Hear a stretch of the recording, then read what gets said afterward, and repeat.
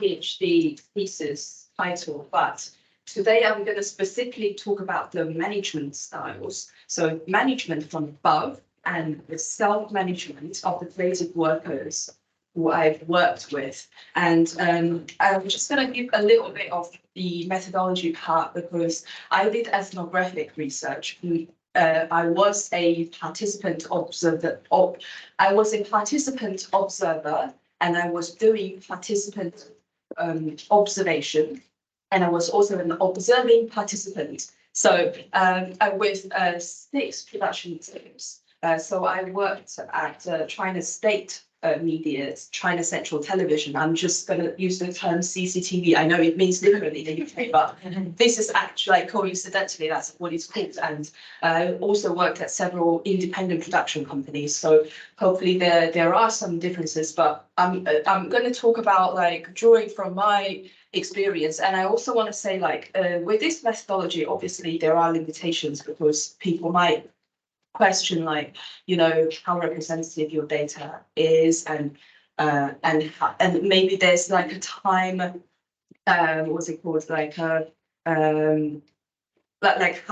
for how long your research can be useful for, something like that, because it's always changing. So so I'm adopting the interpretative paradigm, meaning that as a participant observer and also an insider who work with the people I work with, I have the collective memory, and I share the collective memory with these people. So in a way that I'm not restricted to the traditional scientific ethnographic account. So yes, please carry on with this next slide. And yes, so as I said, the field work was done from 2018 to 2019. These are the places I worked at. I'm going to talk about this waiting for me because I will use one of the case studies. So it's top 2 nationwide when it comes to viewing rating. And it's a show that locates long what's it called, like missing people. So potentially there are not potentially. So there has been a lot of like ethical debate when it comes to the production and you know, of this kind of show. So anyway, next slide, please. So when it comes to my research questions, these are the research questions of my PhD. So it's very simple. What is it like to work there? How should people work together, and how do they work together in reality? How are people managed, and how do they wish to be managed? And so so I did some definition of precarity as basically in this context, but basically just means without security, predictability, and it affects people's psychological welfare. And next, yes. So precarity in media work is commonly associated with non-permanent or flexible types of employment. So I also find it important to define how I want to use, you know, different terms within the context of my research. And also when it comes to management, this is how I define it. So it's a process coordinated by media managers who lead, plan, coordinate, and mediate power. And then during this process, people share responsibilities to create good work. And the good work is defined as, you know, work with autonomy, interest, involvement, social, you know, with social opportunity to socialize, self-esteem, self-realization, work-life balance. Yeah. So there are, if you've done a little bit of management studies, there are typically different leadership styles. I wouldn't really just classify everything by the book, but I do want to say that based on my experience, it's more likely bureaucratic, and also, but you might be surprised that in some production companies it's been very democratic as well. So yes, and this is also like another example of how you know, how teams should be managed. For example, if you are an experienced team, then maybe you should have like a hands-off management style. The managers should serve as like a coach, and they should give you enough space to express yourself, to be consultative. Whereas if the teams are experienced, maybe, there should be more like telling you what to do just to give you enough training. I mean, I'm just talking about what it should be like, but obviously in reality, it's never like that. Another background that I will need to introduce is that in Chinese media, there's this since the 90s, there's this labor dispatch trend of employment. Well, I mean, you can view it as contract and freelance, but I wouldn't say it's the, just the equivalent. I wouldn't just say it like that.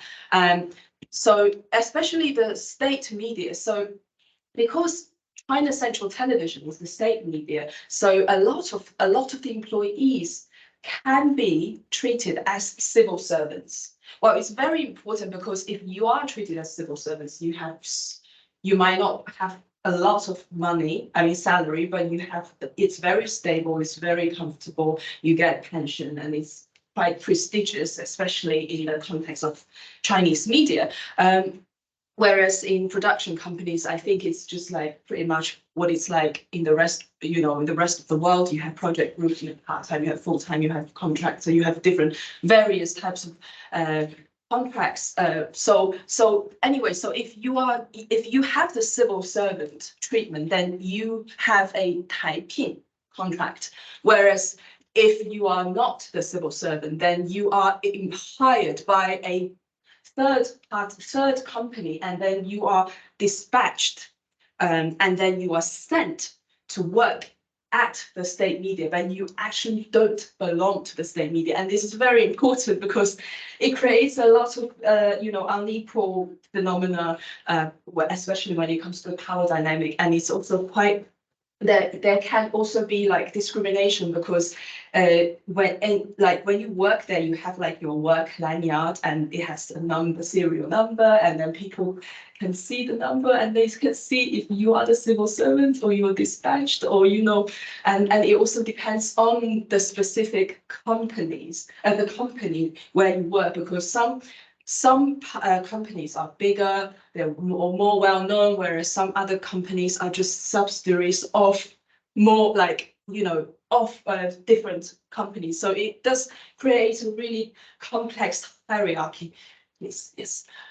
So I will talk about, so right now I'm going to talk about the management from above, meaning how managers are, or I say like when I was doing my field work, they were managing the work. So I will talk about the 4 parts. Yes, so this next slide, yes. So when it comes to decision making, as I said, we can't just simply define one style as authoritative or democratic or hands-off or whatever. It's always a mixture of, many things, and it depends. It really largely depends on the leadership style of individuals. But obviously, I'm not going to say like it's only just some bad apples. Obviously, there are, many of the things are institutionalized. So I will give one example. So when I worked at a production company, it was with a small project team, and the director. So he was the leader of the project team, and he asked people to contribute to a game show format. So it was actually a 1 hour long meeting, and everyone was so enthusiastic, and they contributed to the idea how they think the show should be carried out. And then by the end of the meeting, it was really interesting because the director was like, oh yes, so okay, so, and then he spoke to the other colleague and he said, okay, can you show the team this video? So he took out he asked this person to show to show a clip. It's like an American show, and then he just told everyone that he wanted the team to copy. I wouldn't. Okay, he didn't use the word copy, but when I'm telling you this, he basically asked the team to copy this American show and to make it very similar, and to I wouldn't even use the word adaptation, and then it just raised, and then so like after the meeting, I was just like, I was one of the interns, and we were just gossiping or discussing this, like, so we spent 1 hour having different ideas, and then in the end he just told us to do this. Why didn't he just tell us to do this in the first place? And it was also interesting because it was actually on a Saturday. We were not supposed to go in, but we went in, and we stayed until 5 p.m. because of it. And then in the end, he just said that, yeah, this is what it's going to be like. So it's like, just wasted everyone's time. So I had a conversation with one of the senior members in the team, and then he just said that he was like quite blunt, and he just said that I'm just gonna play it safe because this is what he's like. So this was just one of the examples. I mean, but on the other hand, some managers they also know that if they don't listen to their to the employees, it will affect the team morale. But it's just really interesting that sometimes it's not what it seems to be on the surface. Yes, and so that was one of the examples when it comes to decision making. And the next one, from my perspective, is even more interesting because there has been a growing sense of nationalism in China, and this has absolutely affected the media industry in every aspect. So, for example, at the macro level, the NRTA is the National Radio Television Administration, so like the media censor in China, and it was called SAFT, but right now it's called NRTA. Anyway, so for example, like quite early in 2013, each provincial TV was only allowed to import 1 show per year. And in 2015, so the NRTA encouraged more Chinese elements, and the NRTA was also trying to curb fees on celebrities. And then in 2016, they stated that co-production was equivalent to importing foreign formats. So basically, it's actually trying to put a lot of restrictions on co-production even more. And but the thing is, as I said, that with that meeting of copying the American show, it's very competitive. So they do have to come up with something. So this basically, in a way, encouraged. I would even say like copying or blindly copying, or trying to do a hybrid of copying different formats without going via the legal route. Yeah. And then so how this is going to affect the self-censorship? Well, it's because there's always censorship, and the media workers, like, just as one of that senior members, he said that I've worked with him many years. I know what he's like. I'm just going to play it safe. I'm not going to just be creative because I know in the end he's going to say, do it my way. So if you've worked there long enough, you just want to you would just censor yourself, basically. Yeah. Next slide, please. Yes. And then so another element is the health and safety part. For example, one thing that shocked me when I worked at Say Media was that they only insured, and this also, I think this is also relevant to what we discussed yesterday about ordinary participants, reality show participants not enjoying the same status as employees, and please don't be surprised that it's the same in China as well. So I was quite shocked that they only, I would say on the bright side, they insured the children participants. But then with other participants, they had to sign an agreement stating that they are health and they're fit enough to participate in the show. And if anything happens to them, it's it has nothing to do with the media itself. And then, so and even so, when I was working there as an intern, I did not sign an agreement. Employment agreement.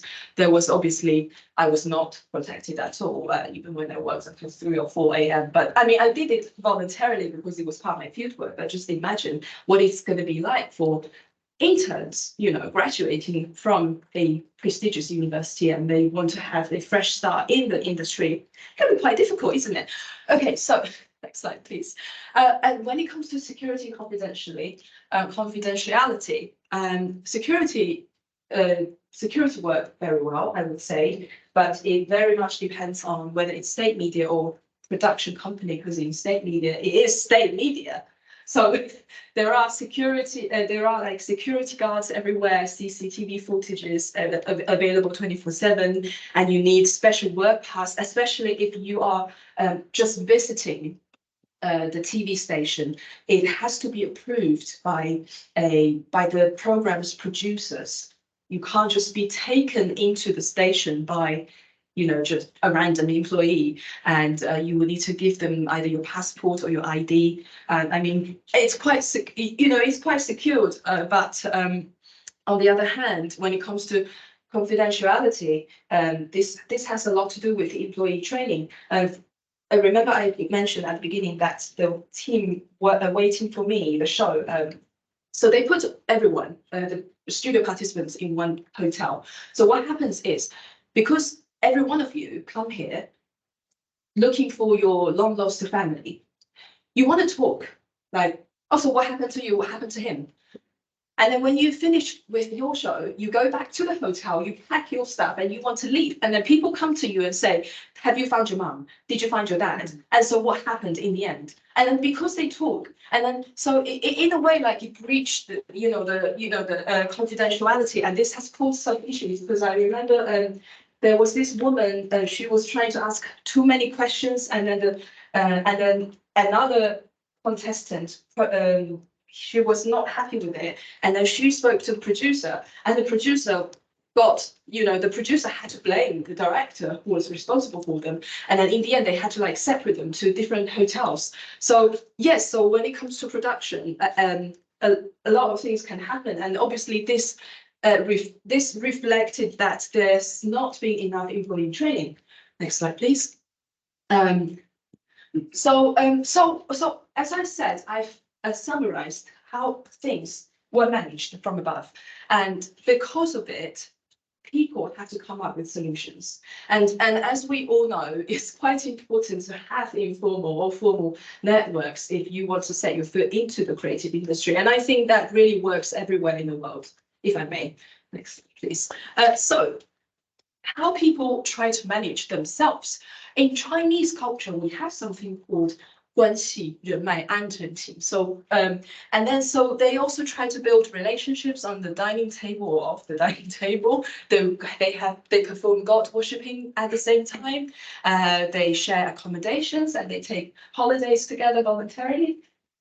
Next slide. So I mean, in Chinese culture, it's more or less a return of favor, and everything depends on how, I wouldn't use the, not everything, but like most things depend on nepotism, and it depends on how close you are with the producer and how well you get along with people.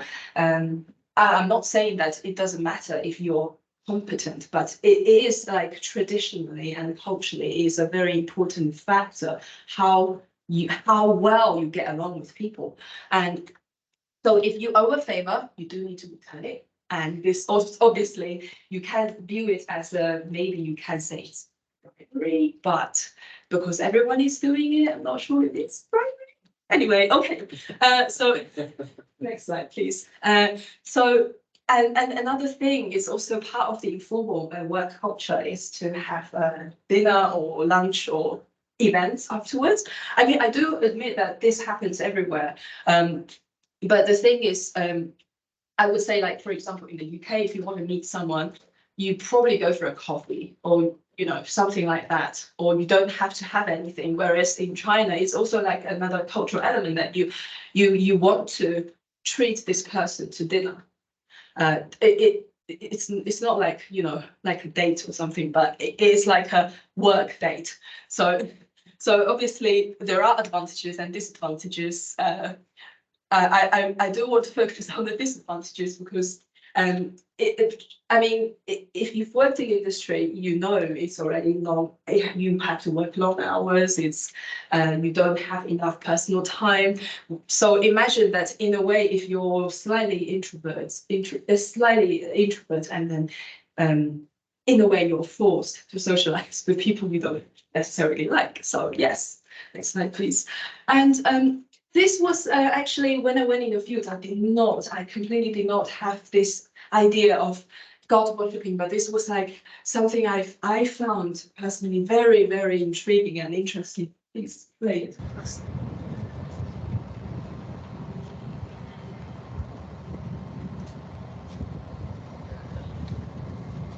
Yes,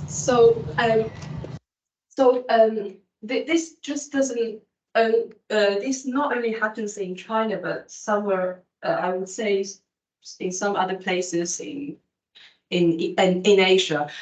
But like in China, people have this, especially in private companies, they have this habit of performing God worshipping ceremony before starting the production because they believe this will bring good luck and this can get rid of evil things from the building if you perform it well. And also, obviously, it very much depends on which way it's facing, if it's south facing, north facing, at what time you do it, how many people are doing it, and you really need to do it, from the bottom of your heart. Otherwise, it's not going to be effective.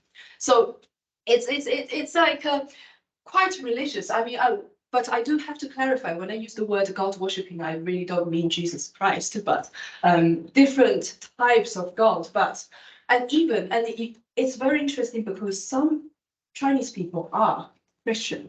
And if you're Christian, you know that you're not allowed to worship other God. But even if you are Christian, you'll just stand there and you probably won't do this, but you're still going to stand there and respect that this is a thing we need to do. So you're not just going to say, I'm not going to do this because I'm Christian. You're just going to get, weird look from people. And another element is because so for state media, they kind of have to be like atheist.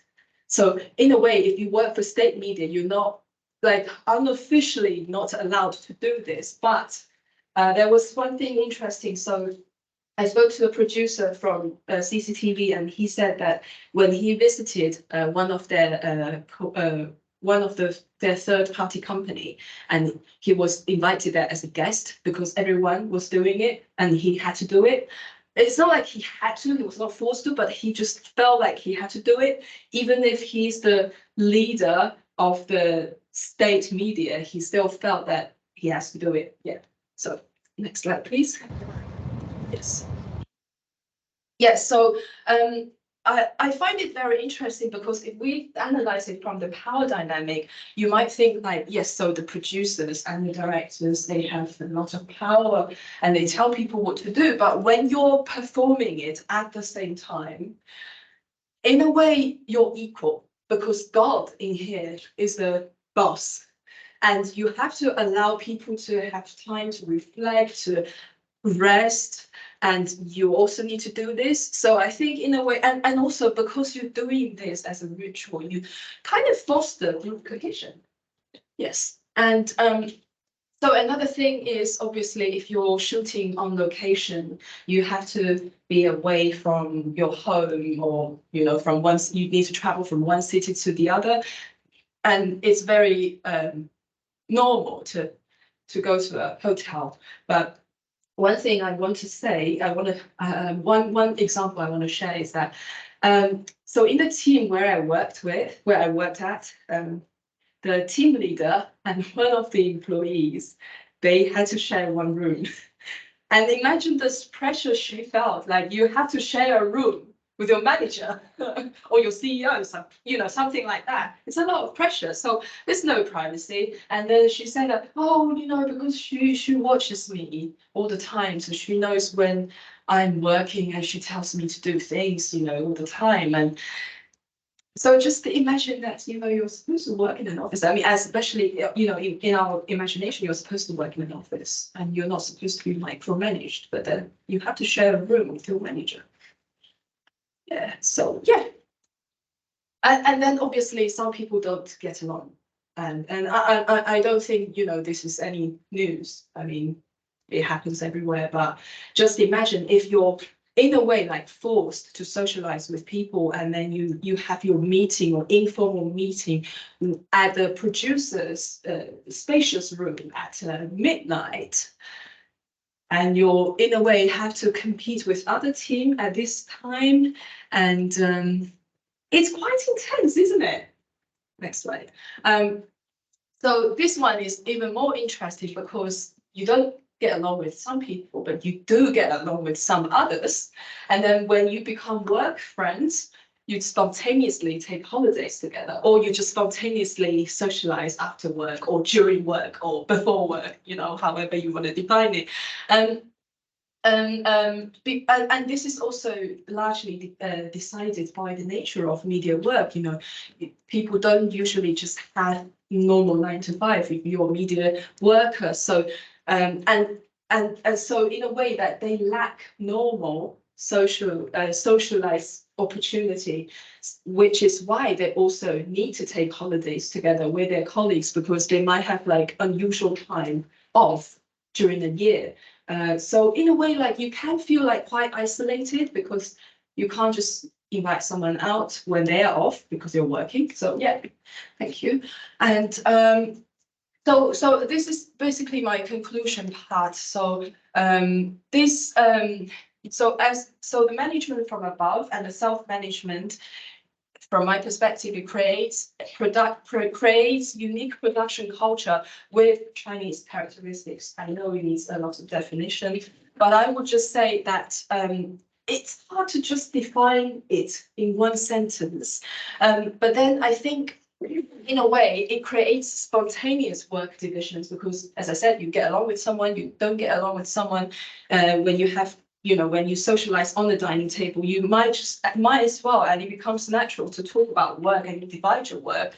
And then you either enhance your working relations or you get alienated, and then you create different interest groups, you create different sects, and because you're in different sects, you have different mentality and values and opinions when it comes to production. And obviously, within this whole structure, employees are quite powerless, but it's also quite interesting that a lot of them, especially the newcomers, or even not just the newcomers, like people who have worked there for very, very long time, many years, they still keep that sense of optimism. They say that it's very long hours, it's arduous journey, but I've come this far and I have this full sense of accomplishment. I'm so proud of the work I have done. So it's quite ambiguous when you try to analyze the employee's mindset. Next slide, please. So anyway, the conclusions, I mean, I would just use the word discussion. So I think it seems the industry has fallen into the battle between rules and solutions. So if the rules are not set reasonably, can you really expect the solutions or the solutions to be reasonable? And how do you keep that balance?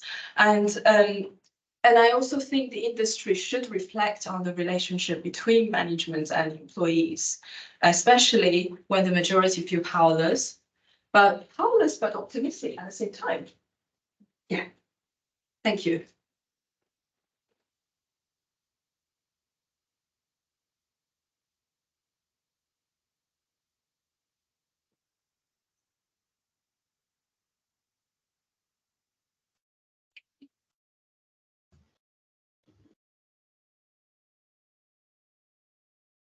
sorry, I can't. Can you not hear us very well? Okay, now I can hear you. Oh, great. Yes. So Maria completed her PhD at the University of Bologna. Master's. Master's at the University of Bologna. She's currently an independent researcher, and she's presenting to us today about another form of art production. So, Okay, so I'm going to be talking about my paper, which is called Murderous Production, an exploration of why South Korean live shoot production persists. And with this paper, I really wanted to examine two different situations, which, sorry, can you hear me clearly? yes. Okay, sorry. Okay. So I was looking to examine two different situations that challenge the existing system of live shoot production, which I will definitely, in exhausting detail, explain how that works. But it is a perilous system that is very precarious, that causes active harm to the workers in that system. And I wanted to explore why some Koreans would choose to continue with this live shoot production. And the reason why they do it is because then it offers them the ability to gain more cultural power through creative success. And the basis for this was the use of academic studies, primarily Korean academic studies, because they go into detail. They do, in-person interviews, they do surveys, government and labor union reports, industry news articles, and on occasion, the personal accounts, the so-called blogs, but only when they're backed up by statistical data. So when I talk about the Korean television production model, high-level figures like the writers, or I will say PD, these are producer directors, use their existing cultural power to resist change because they know that if they continue in this system, even if they suffer, they will eventually gain social and cultural capital.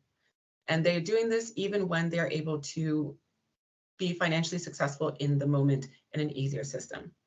So despite the consistent difficulties of the live shoot production system, writers and these producer directors are often reluctant to change to these so-called pre-produced series, where production is completed before the first episode goes into broadcast, because it doesn't allow them any flexibility to gain cultural capital by fixing aspects of TV series that audiences don't like. So the two central figures that have a lot of power in the system are the writers and the PDs, the producer directors. Thanks. So I'm sure everybody knows, like in the last couple of years, in the last decade or so, Korean television and films have gained a lot of popularity. Parasite won the Oscars. You had Squid Game, that was such a massive success on Netflix, and to some degree also The Glory has been a bit of a success lately. However, there hasn't been a lot of academic literature that explores the mechanisms behind these cultural products in at least English language literature. A lot of times when people talk about the actual mechanisms of how this kind of television is produced, it's usually in somebody's obituary because something has happened. But there has been a lot that's been written about the financial legalities and motivations, lots of things about transnational interpretation and effects and representation on screen. Production tends to be overlooked, largely because it's so difficult to define, to describe, and to go through it. So what ends up being this thing of live shoot production or live production should have been considered what you would do if everything goes wrong, but it's basically been the primary production model in Korea for South Korea for the last 20 years, more or less. So live shoot production or live production was given this name because there's such a short time between filming the episode and when it goes to air. In some of the most extreme cases, there's been less than an hour between when a scripted, dramatic show finished filming and when it went to air. I think at one point they were like airlifting the actual tapes to the broadcasting center. So maybe 40 minutes was the shortest one. And I think it was the Man from Me creator had a few issues with this. In order to be able to do this, to be able to have such a rush production, they are required to film 20 to 30 scenes a day in order to create about 120 to 140 minutes of television each week.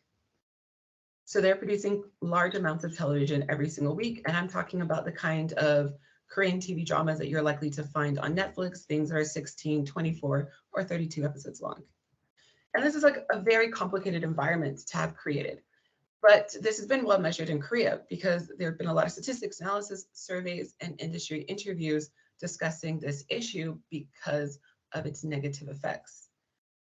And it's also considered a serious labor issue, which means that they are numerous labor union reports and government papers that have provided specific details and quotes from people within the industry at all different levels, from the lowest production assistants all the way to the people who would be the producers or the biggest name writer that you could think of. So this paper really wants to look at why a system that has been described as murderous in a government paper and is unforgiving even to those people who are at the relative top of what is production on a daily basis, why it's so resistant to change, and why, if you evaluate this kind of production, you need to really acknowledge that it benefits two primary figures, writers and PDs. So there was Yu Dong-oh wrote in Pop City in 2018 that live stream production continues in Korea because of three main factors. And the first one is a lot of uncertainty about channels. People aren't sure that a TV show will actually ever go to air. There is no specific time for when TV shows start airing, so it has to secure a broadcast slot with a company. Sometimes a company will greenlight a show, but not give them a time to go to air for 6 months. It could actually sometimes go from being greenlit to it needs to have its first episode ready within 2 weeks. So there's a lot of uncertainty about when things will happen, if a show will ever actually have a slot to be on TV. The second point she brings up is there is an emphasis on you can raise the ratings in the audience, you can attract more audience, you can make your audience happier. And the third one, they need to cut production costs. So as I was saying, Korean dramas can begin and end at any time of the year. They're not tied to any particular schedule. Primetime dramas have 2 episodes a week on consecutive days. Each episode runs 60 to 70 minutes. And because of a lot of issues about Korean production, because there is not a lot of trust and the way the laws work about paying debts, interim financing is usually not supplied for production until they have secured a specific start date for their project. Like I said before, it could be 6 months in advance. It could also be just 2 weeks in advance. A broadcast slot could also change. You may think you have 6 months to prepare.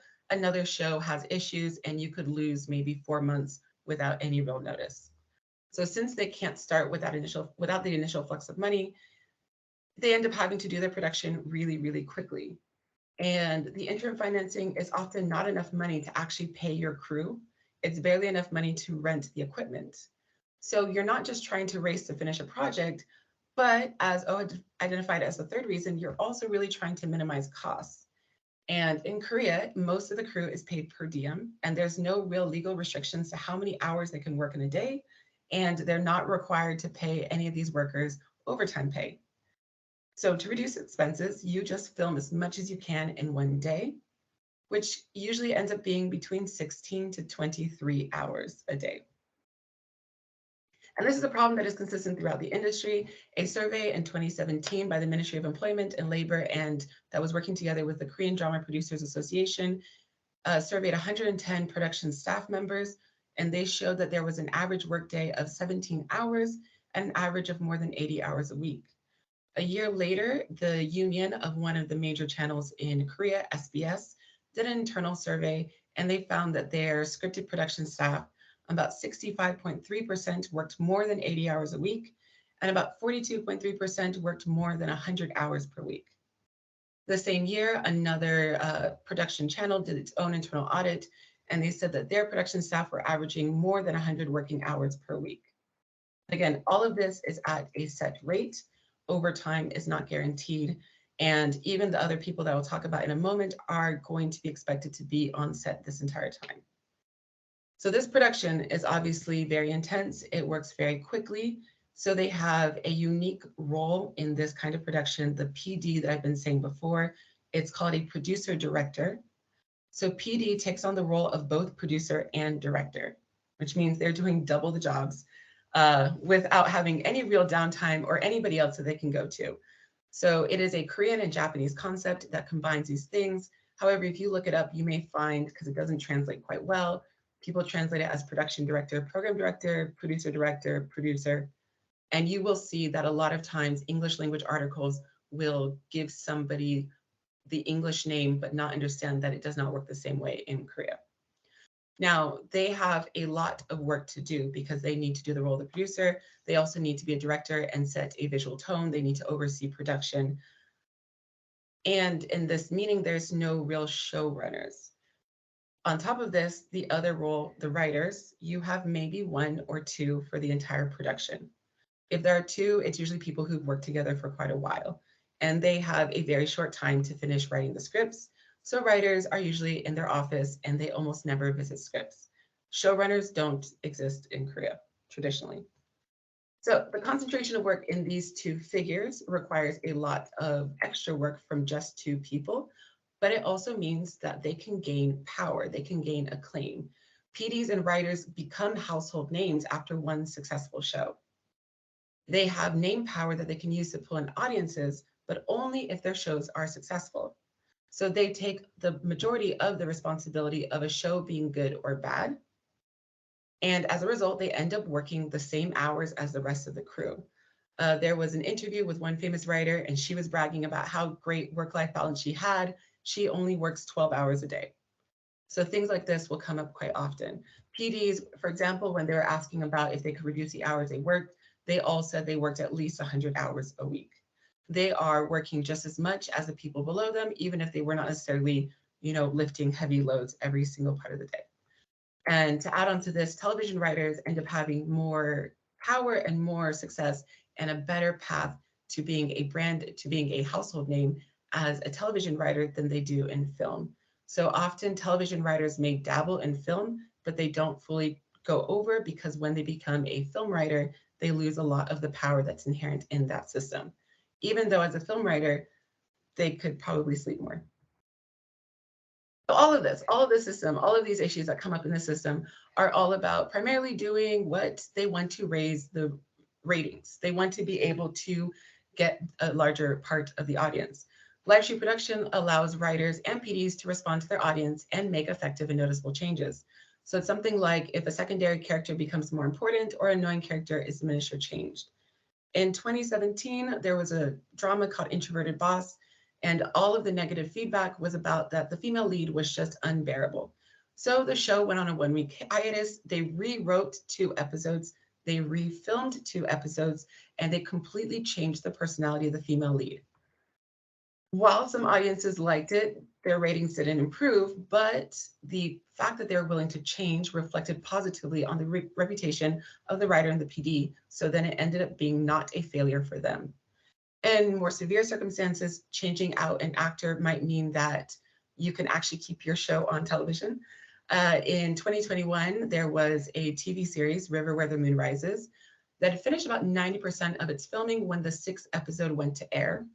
The same day, accusations came out against the lead actor of bullying, violence, and sexual assault. So they fired him about 3 days later on, and they refilmed all of his new scenes with a new actor, and they never delayed production. So this new actor ended up filming something like 40 scenes a day. They even went back and refilmed the previous episodes that had already been there. The accusations were so severe that a lot of the comments initially were saying, I understand that it's not an easy situation for them, but I really think that they need to consider either refilming everything or ending the drama early. And once they changed out the actor, the comments became much more positive, and I think the drama is handling this the right way. Anyways, going to the second part. Going into the second part, so we're talking about the introduction of Chinese money in 2016. So in the 90s, there was a Hallyu wave. There was this interest in Korean dramas, Korean television, Korean films, and also Korean music. In 2003, there was a Korean drama, Daejangum, or Jewel in the Palace, that was a smash hit success in China. And it was a thing that solidified that Chinese audiences were very much interested in Korean dramas. But the actual growing appetite also led to the Chinese government to want to limit the amount of foreign imports. And they also set a specific limit for Korean imports for what could be shown on Chinese television. So then Chinese companies start attempting different ways to use these really famous people and make money. They made dramas and movies where they just inserted Korean actors. They started doing co-collaborations where there were 2 different production companies working together. Sophia actually touched on this in her presentation that in 2016, SAR PPFT ended up changing the co-production rules so that if the Chinese production company didn't maintain the IP, then it was considered importing, so it became a different issue. So Chinese companies want to make the most money. They need to be able to have a show air at the exact same time as in China as it does in Korea. If you are producing the episodes 40 minutes or 2 days before it goes to air, then you can't get the episodes passed in front of the censorship board. In 2016, I believe it was the General Administration of Press and Publication, and they required that you give them the entire series in its full and complete form well before it goes to air. And they have no particular timeline, so you could be waiting a month, 6 months, you don't know. There's still shows, I think, that are sort of sat there and that haven't ever been completely okayed. So to rectify this issue, Chinese companies were like, okay. So they invested the money. They took the insecurity out of the system. So now there's no longer number one, is there any question if there's going to be money or something like this? It's not a problem. The money is there from Chinese companies. So 2016 was the year of pre-produced Chinese-backed dramas. The very first one that came out, February 2016, Descendants of the Sun, was a massive success in South Korea. The last 5 episodes had more than 30% of the nationwide audience watching. And in China, the series was like viewed 2.5 billion times just at the midpoint. So in the aftermath, the Korean industry was immediately interested in this as a way to avoid many of the issues that came with live shoot production. And then the rest of the live shoot, the pre-productions came through. In July of 2016, Uncontrollably Fond had also a really big actress. Its ratings just stayed at a low rate. It didn't do well at all. The next show to come out, Moon Lovers, began in the single digits. It barely had an audience. And only in the very last episode did it gain 10% of the audience that was viewing at the time. And then the next 2 ones, Entourage, that was in November, and Hwarang in December, had ratings so low that they stopped recording how many people were watching. And then the last one that was the nail in the coffin was Saimdang in 2017. Saimdang featured Lee Young-gae, who was the main actress of that drama that I mentioned at the beginning from 2003, Jewel in the Palace. This was her return to television. You know, there's Chinese audiences that had been really wanting to see her. There are Korean audiences that wanted to see her. And it was such a ratings failure that the channel didn't even air the last 2 episodes. Now they still made money. The actress, the PD, the writer, the production company, all made money. They were all financially secure, more financially secure than even more successful dramas. But as was written in the industry paper, Saimdang was a work that clearly revealed the serious problems of the 100% pre-production that was forcibly stitched together by China. You know, the failure of Saimdang clearly showed that pre-production from China could be a bigger risk in the future. In the end, it didn't matter because shortly afterwards, Korea made a deal with the U.S. military to install let the U.S. military install a missile range. And they ended up with a boycott from China in February, March, and that money was cut off. And I'm going to check really quickly in about our timing because I've lost track of how much is left. Sorry, maybe 2 minutes? 2 minutes? So when we go into Korea really quickly, Korea ends up, when we go into Netflix, Netflix looks like it's going to allow a different amount of money and do pre-productions as well. But the very first Korean drama that came out, Kingdom, suffered a death. It was a person who was working on set and they died because of overwork. They had a cerebral aneurysm. Netflix Korea tried to confuse the situation, but labor unions and colleagues testified to the fact that it was clearly just overwork. And then the very last one is that the last part that was ended up being explored were 2 series that went through, Bloodhounds and Taxi Driver. Taxi Driver was on Korean television. There was an issue with the actress 50% through the way of filming, and they were able to switch out the actress, go through live shoot production, and the drama was a massive success. Nobody mentioned the previous actress who had been accused of bullying. Bloodhounds, which landed on Netflix a month ago, ended up having an actress who was accused of DUI. She was on camera. They promised that they're going to get rid of her, but they didn't. And since the drama's come out, the director has had to spend the entire time constantly apologizing for the fact that she's still in the drama, that they couldn't edit her out of most of it, and that they had to just do some rewrites, and she was there for the rest of it. So all the articles talking about her, I think the worst one was saying that her presence was like sprinkling ashes on finished rice.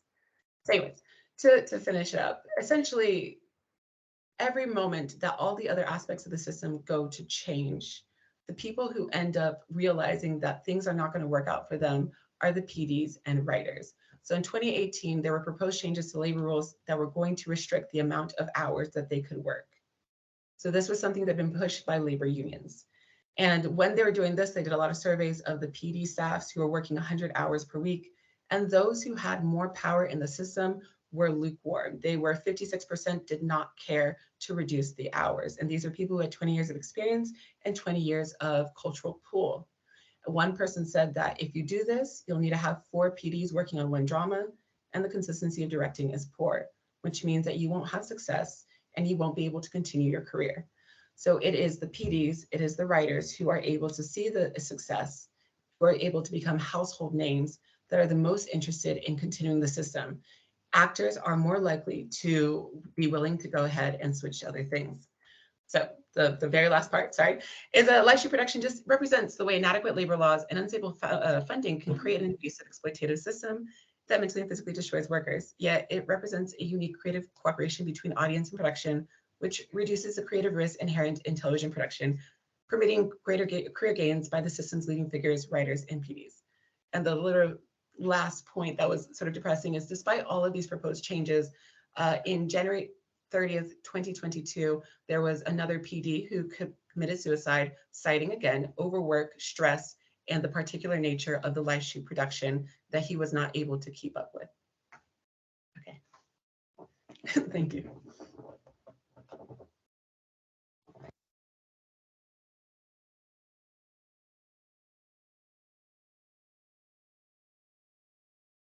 Oh, sorry, I keep forgetting to share them. So I am just going to share. Hand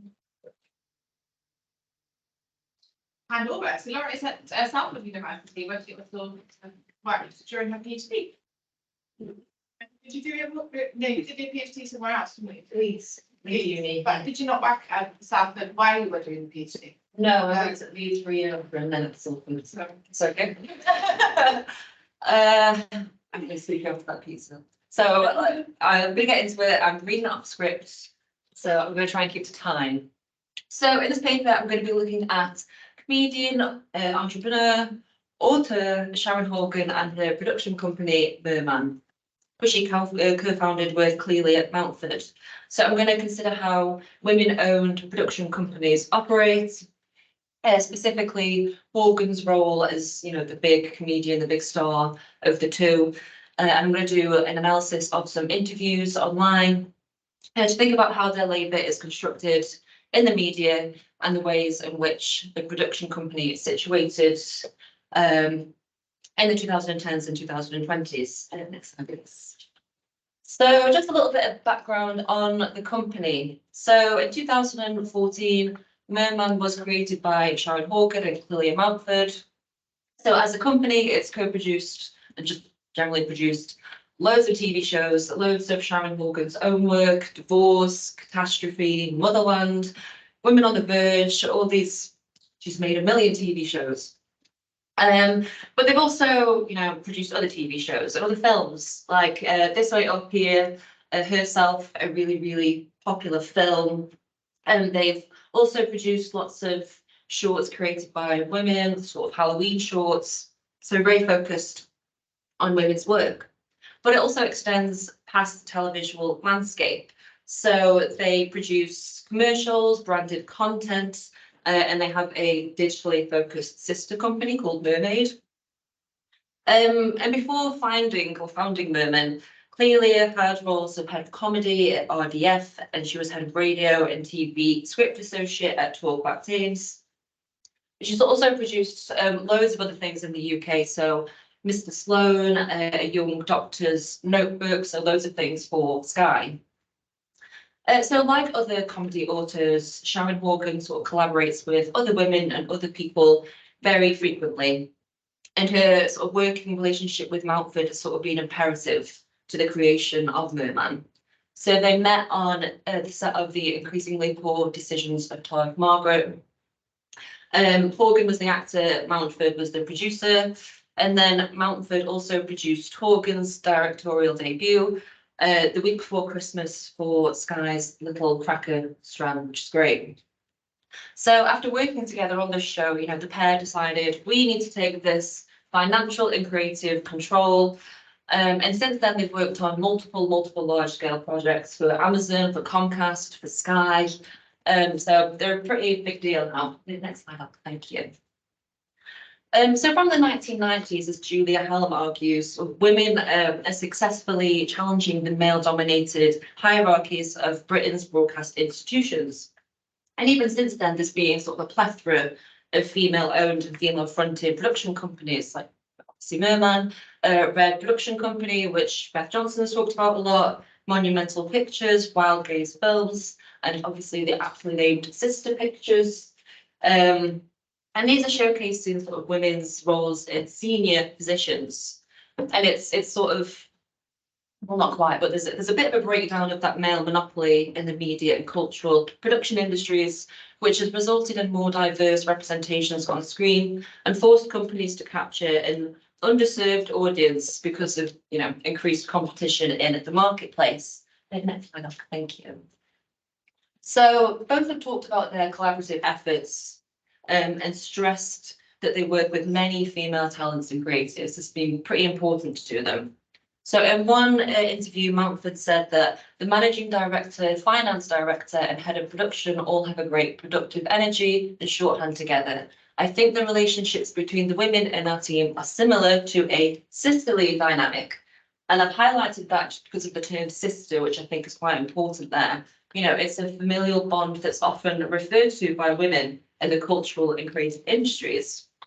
So in an interview, Ashley B, who's in This Way Up, she said, Sharon Horgan, she's a big sister to me. I love her. I absolutely want to make her laugh. They have a real shorthand together. And Sharon Horgan produced her TV show. She also starred in a TV show. So there's a real connection there. But then the term takes on further meaning when you think that there is also that female-based production company called Sister. But when one of the founders is asked about the name and its principles, Elizabeth Murdoch, you can guess who they're related to, when she's asked about it, she says, it's more about values than gender, the values of sisterhood like friendship, honesty, and loyalty. It's the idea of having a safe place where you'll find support. Next, thank you. So as Brett Mills argues with Sarah Ralph, there's something, inherently ambiguous about this, isn't there? By the term feminine humour.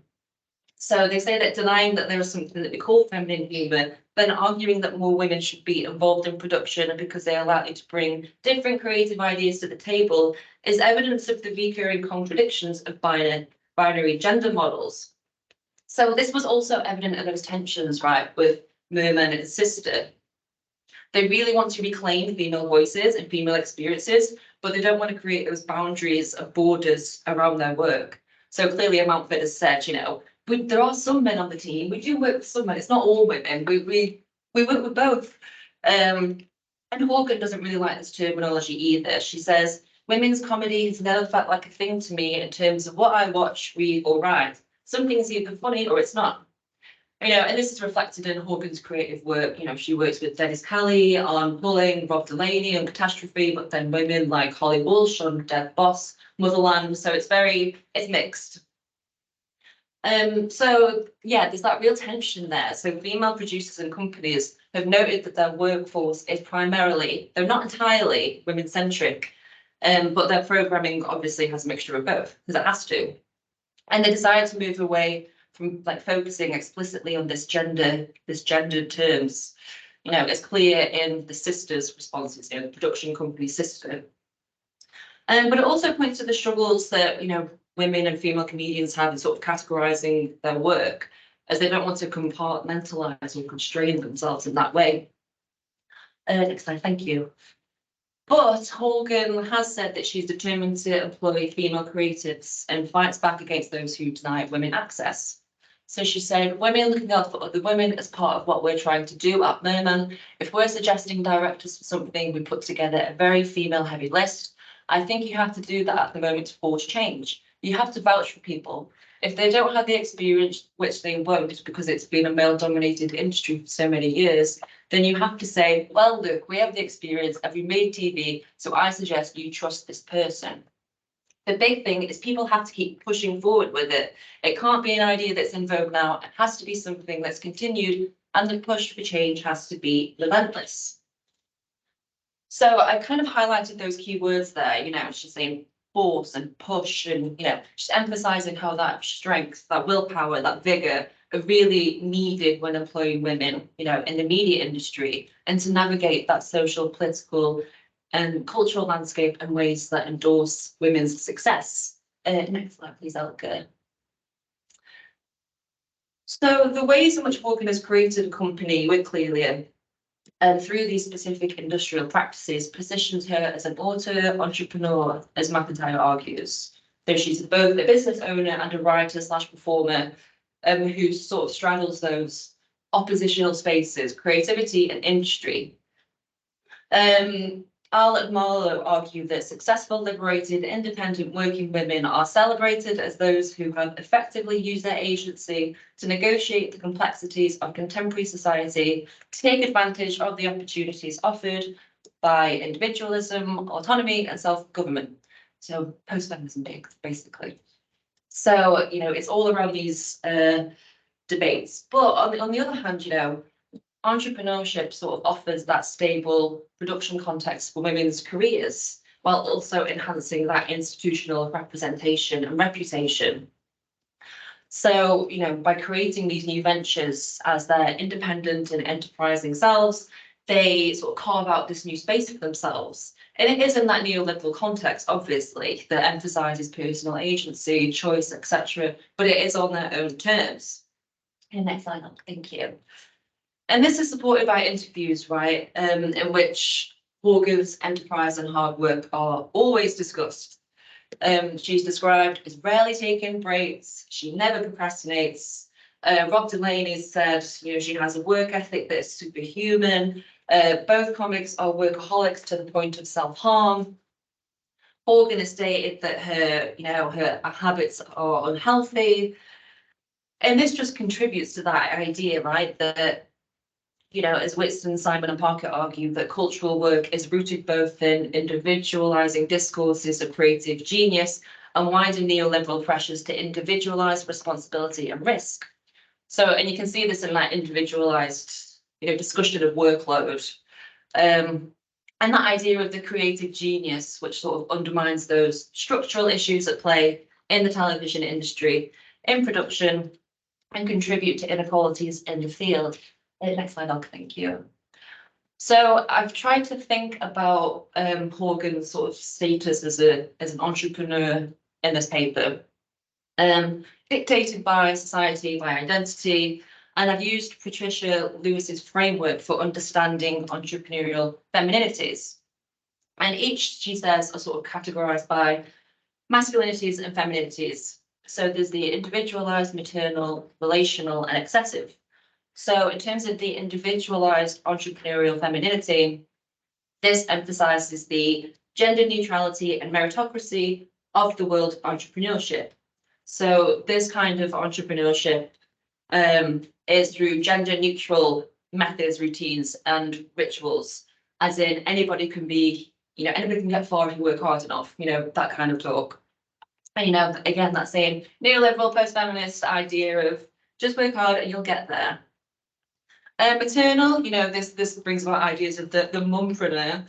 The maternal connects the idea that women who launch businesses do so to secure that flexibility around childcare and domestic work. So it's for that. And then the third one is relational. So this draws on discourses of difference. So through this, they suggest that women lead through participation, power sharing, and information exchange. So it's not hierarchical, it rejects hierarchy. And this sort of highlights the contribution of women's unique viewpoints in hierarchical structures. And finally, we have excessive entrepreneurial femininity. And this refers to women who display the wrong amount or the wrong kind of femininity within a business context. So, you know, women in business, it's dependent on two things, right? Either women must be properly feminine, but not too feminine, just feminine enough. And when they do display acts of stereotypical femininity, this must be compensated by masculine norms to conform to what is traditionally professional, quote unquote. So these can be sort of complementary and overlapping, but I kind of discuss and argue that Hogan and the company sort of embody both that relational model, that cooperation and control, and that individualized model, which I've talked about, you know, based around neoliberalism, post-feminism and agency. Next slide, thank you. So in terms of that relational model, in terms of cooperation and working together, we can see that Merman, you know, as they've talked about themselves, really value this. Obviously, this can be said of TV more broadly, you know, it's fundamentally collaborative. But for Hogan, she said there's just something about helping someone bring their visions together that's just so great. And clearly, Mountford has specifically emphasised how important their work style is to the company. So she talked about the creation of Motherland here. And she said this was a distillation of many ideas with lots of people in the writers' room. So she said it was everyone's experience. I got kids and we all threw in experiences of our own. And we created this document of stories. In the early days, we had a writer's room of stand-ups who were parents and who also came up with ideas and stories. Helen Linehan, whose idea it originally was, has got amazing stories from being a mother. But the second series, Holly Walsh and Sharon Horgan wrote together, and Helen and Brunka O'Shaughnessy wrote together. They each wrote 3 scripts and then swapped over and made notes on each other's scripts. So we can see here sort of that relational model, how teamwork sort of incites greater diversity and greater exchange of sort of ideas in the process of writing. And next slide, Elke, thank you. And this kind of relates to Sharon Horgan's identity as an Irish author. You know, off screen, you know, McIntyre's argued that Horgan is using her growing influence to develop opportunities for her talented compatriots. This bears similarity to the diasporic networking for employment opportunities that has been a mainstay of Irish emigration for generations. So Sharon Horgan is Northern Irish, but she moved to London and she has lots of work in America. So she kind of splits between those three nations, and that's really sort of helped her to sort of gain this transnational understanding of teamwork. And she's also had like sort of a great impact on middle-aged and aging representation on screen. You know, she's sort of hired loads of different women from America, from Northern Ireland, from Britain. So people who have been in their work, like Carrie Fisher, Anna Maxwell Martin, Tanya Mooney, Ashley Jensen, Sarah Jessica Parker. So all women that sort of middle-aged and older, she's giving a voice to those women. And thank you. Yet alongside this, you know, Horgan also symbolizes sort of an individualized entrepreneurial femininity, and that she emphasizes how important it is to be an autonomous, freely choosing subject. When she thinks of herself as a business and when aiding other women. So in an interview with Al, she said that confidence is very important. She said, I had to wait for my confidence to catch up. I had to work for success like a dog. And in other interviews, she stressed that it's essential to address a lack of confidence in women working within the media industries, because that's the only way they're going to get ahead. However, obviously, it's problematic for a few reasons. So the idea that women are lacking in confidence when compared to men, which is called the confidence gap, and that this is the reason that women avoid self-promotion, leadership roles and pay rises. It forces women to internalize their failures and therefore partake in more labour to combat, you know, the problems that lack of confidence supposedly engenders. So it's Shani Organ and Rosalind Gill having a book on confidence culture, which is amazing. And they talk about this. And they talk about how neoliberalism now is not purely rational and calculating, but you need to understand it at an affective and emotional level. And the way in which neoliberalism incites particular qualities, dispositions, and feelings, one of them being confidence. So they say that confidence is mobilized as a device to manage the intensifying precarity and flexibility in the labour market and as a response to the increasing disinvestment in social welfare and the privatisation and the individualisation of social risks. So though Morgan obviously has aided a lot of women in her career, and it's fantastic, and she's the co-founder of a hugely successful production company, she nevertheless sort of places that responsibility in that way of the individual psychological and social problems onto women by saying, just be more confident. You know, I had to work this hard, you just work this hard too, and everything will be fine. But as Olga and Gil argued, sort of this makes us want to change women, not the world, which is a very good quote.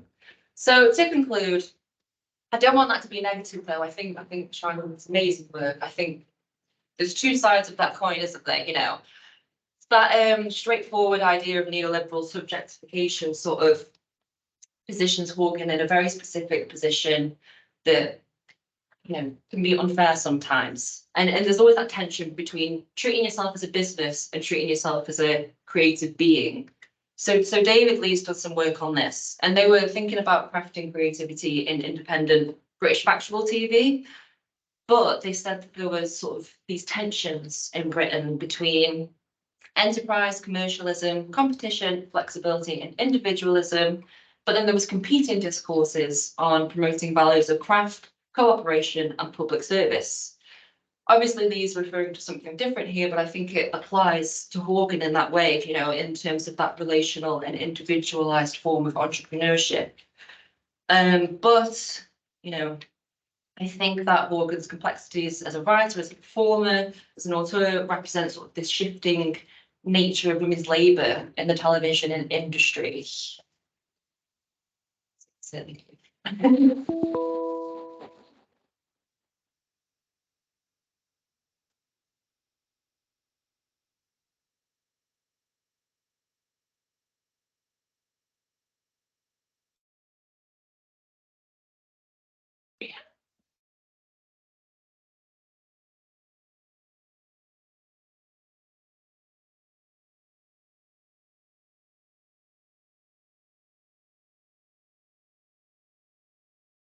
Yeah. So who's got questions? Sarah, do you have a question? You look as if you have a question.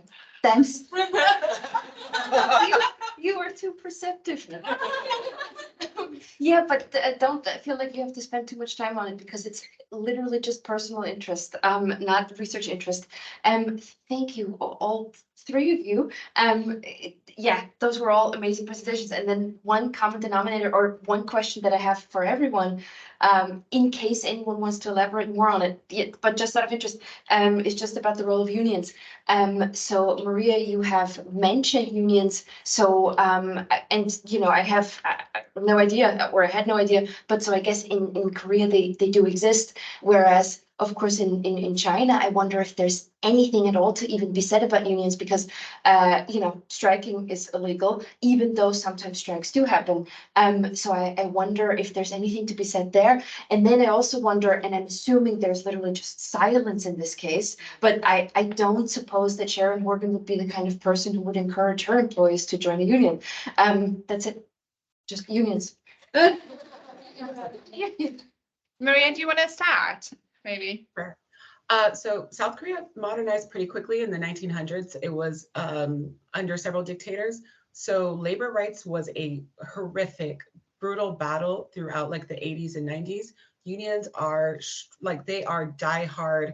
If they're going to fight, they are going to get beat. They've been thrown into prison. They've been disappeared. So when we're talking about unions, they are people who are very invested in what they're doing. Now, they may or not be able to affect the change that they want to, but the current, the discussion in 2018 about the reduction of hours ended up being less of a legal change and more of pressure after the suicide, I want to say in 2016, of Lee Han-beat, where there was both a like human rights center that was created in his name, and then the unions were using all of these things. So every single time there's a mysterious death, I say this in production, the companies immediately push the blame to somebody else. They say, ugh, everybody dies of a cerebral aneurysm. They just worked like 150 hours in the last 2 weeks.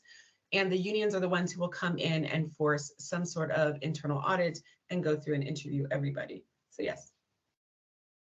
Great. I go over to Sophia. Yes, I'm not surprised at this question because during my Viva, my examiners asked me the same question. And by the time they asked me the question, my answer was more ambiguous. But then later on, I did more research. So yes, unions do exist. They do exist, but they're not as strong as obviously they're significantly not that strong, in comparison to what it should function as in the West, I would say. And there's also like a cultural element that if you complain, you have a personality, then it's not seen as a good trait. So I would say it's a very, like, in a way, it's kind of like a cultural thing because China is very collectivist, and in a way, like, you have some kind of like invisible expectations to someone that, oh, you shouldn't really complain about this. But I do want to say that, another thing is, if everyone else is doing it, and it's quite a small, industry, people know people, and if you complain and then you can have a bad reputation, and it obviously doesn't do anything good to you, as an individual. But I do want to say that employment tribunals are quite a popular thing in China, because so there are many cases that, for example, people don't get paid and then they sue their employer or former employer, and then they do get, compensated afterwards.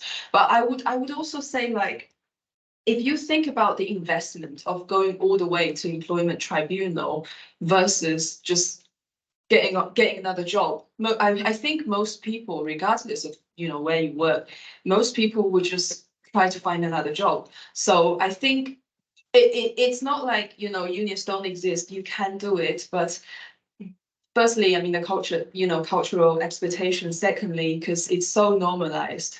What benefits do you get out of it? You come to this place, you work 50 hours, you go to another place, you go to 40 hours. You're not gonna be like, oh, I just go to this place and I only work 10 hours, then you won't be able to pay your bill. So I think it's really, really hard. And then another thing is, but the thing is, the good thing is you can, take things to employment tribunal, but they're more like individual cases, not like, it's not a habit. It's not a normalized habit as a in the industry. It's quite sad, but it is what it is. Yeah.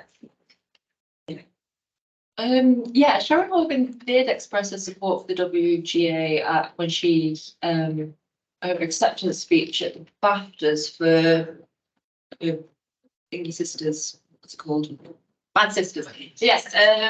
Yeah. So she did do that, but I think that unlike other sort of middle class comedians, like Sharon Horgan sort of really managed to slip through that radar of being criticised, because lots are now. And I think she's really responsive to these kinds of things. So first season of Motherland, criticised for being too white, there's no people of colour on there. Second series, she said, in an interview, she was like, okay, this is a problem. I'm sorry, we're going to rectify this. And that's when they hired Tianyu Moody.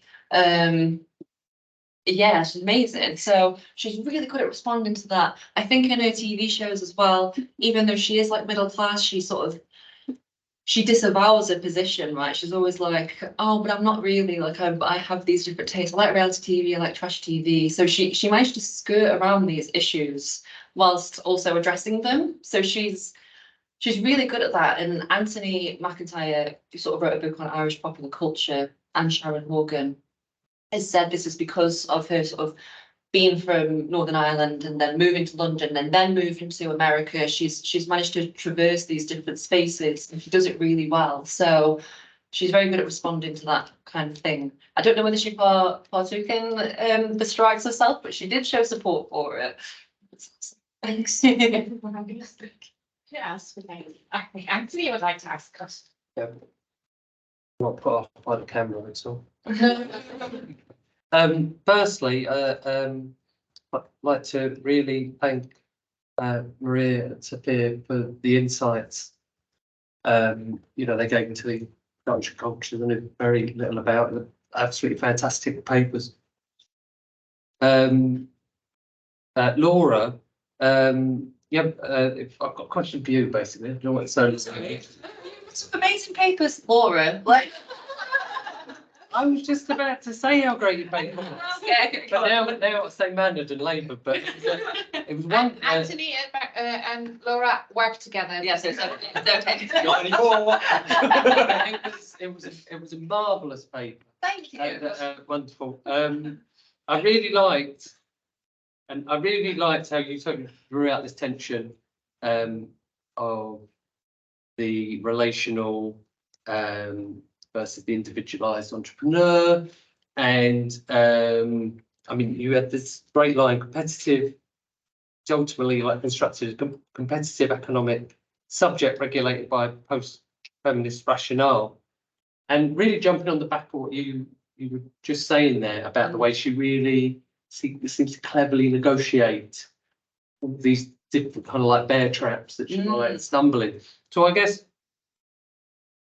if she, and I'm not saying asking if she's doing this calculatedly or it's subconscious or whatever, but when this tension that you've outlined is discursively constructed and consistently, it looks like. So what do you think she's navigating, or the company is navigating, by trying to appeal to two different people? To what balance? What is the tightrope? It's interesting.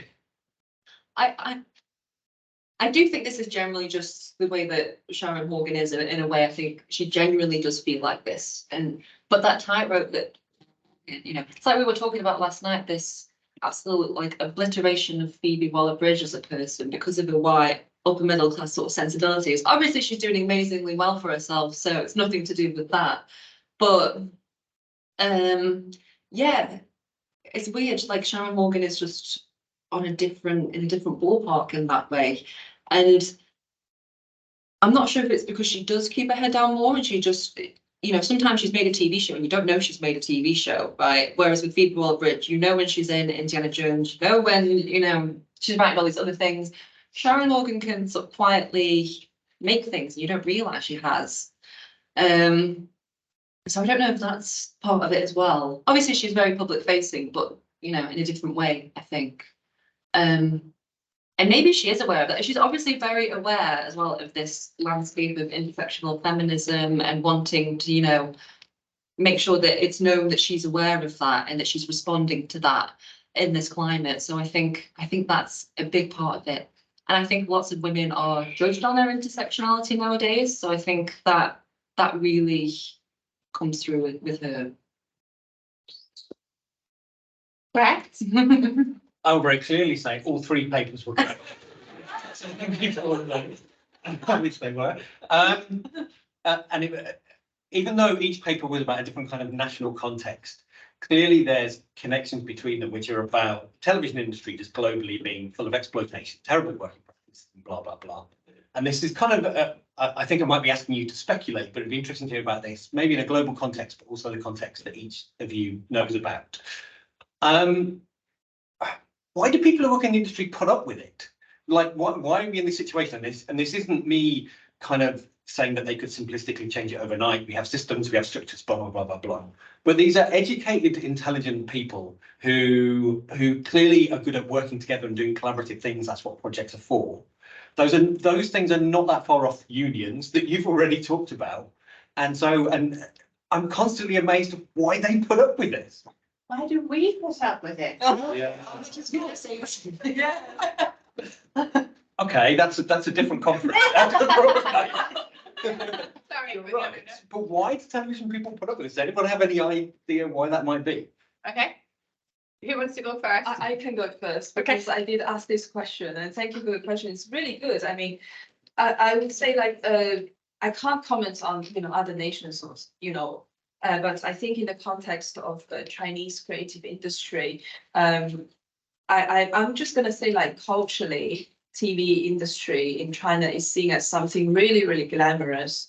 I know it's probably the same in the UK, but I'm not going to talk about this. But so it's very glamorous, and people, and it is in a way people idolize journalists, and then they see like if you work in TV, you know, you must have access to superstars and celebrities, and there's a lot of different elements of fantasies, and then another thing is like China has this huge, you know, population, and then a lot of parents also, because of this mentality, they want their children to, you know, study arts, especially middle class family. They want to send their children to the best art universities, and then there will be expectations, you know, built in, and students, especially graduate students, the moment they enter media universities, they have to learn how to internalize the exploitation.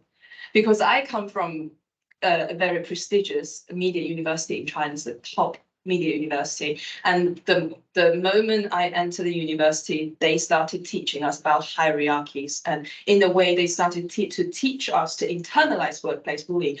I'm saying this in a retrospect. Back then, I didn't know anything about that. Like, for example, oh, if someone who's more experienced, then he or she tell you what to do, and you shouldn't, you know, argue back, etc., etc. That was what happened when I went to university.